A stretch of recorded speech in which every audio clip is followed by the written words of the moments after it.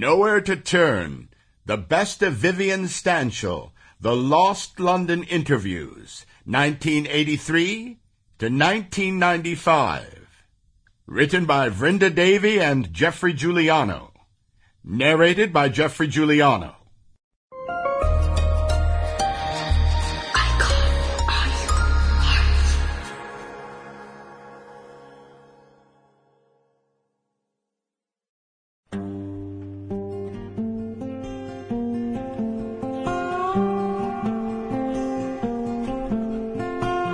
In 1983, I was hired by a Toronto radio producer called David Pritchard and his assistant Alan Lycett.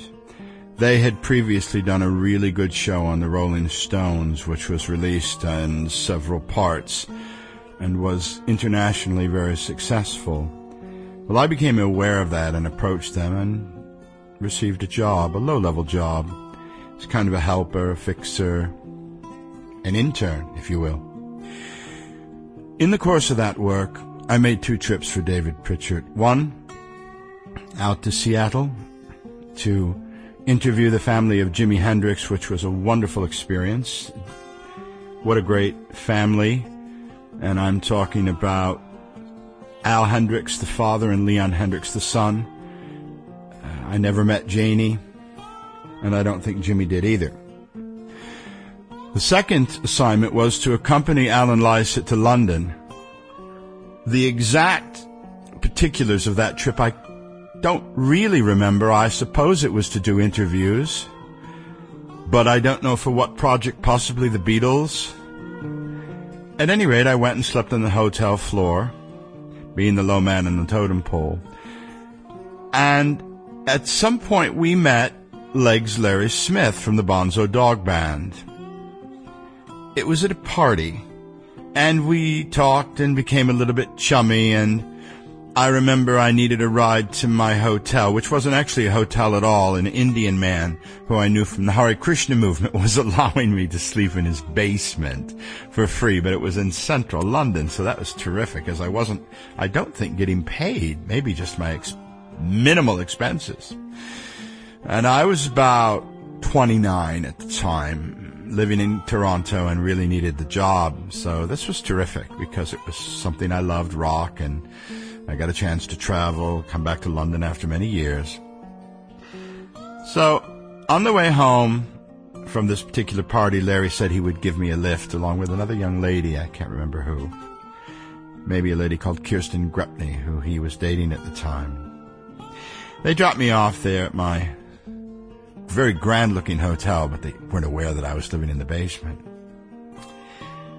I had Larry's phone number, and I rang him up and kind of wheedled my way into an invitation to come out and see him for an interview, which occurred, we're not exactly sure where the tape is, but it was a sort of peripheral interview about his time with the Bonzo Dog Doodah Band, his relationships with Keith Moon, Elton John, Eric Clapton, the various tours he did, and just kind of an overview of his life. So we did that. Now, where he was living was really interesting. It was a place called Hambledon, Oxfordshire, which is just near Henley.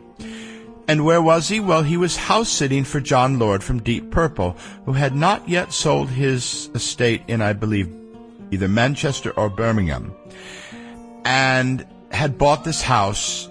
Now, there were no carpets, but there were these carpet rails with the nails coming out to hold the carpet down, so you had to wear shoes at all times. Otherwise, you'd be skewered by these things.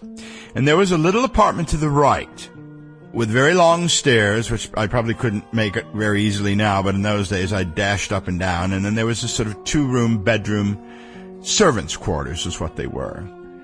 Actually, it was 3-bedroom because the first bedroom was turned into an office for Larry, and secondarily his room, and then my room at the very back.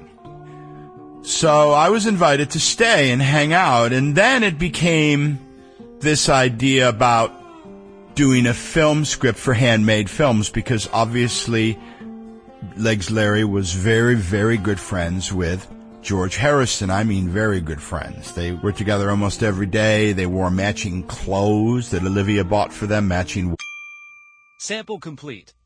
Ready to continue?